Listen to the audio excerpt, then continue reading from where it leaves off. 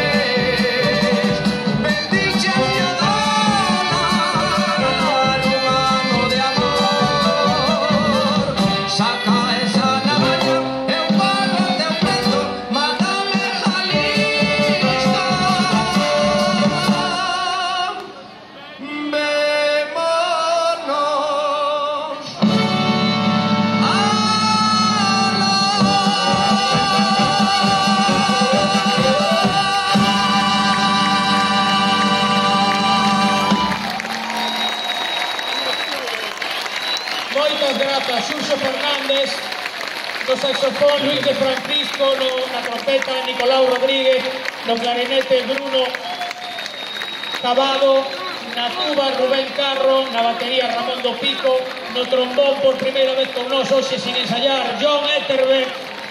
Eu son Pedro Lamas, foi un placer estar con todos vos aquí hoxe. Un bico.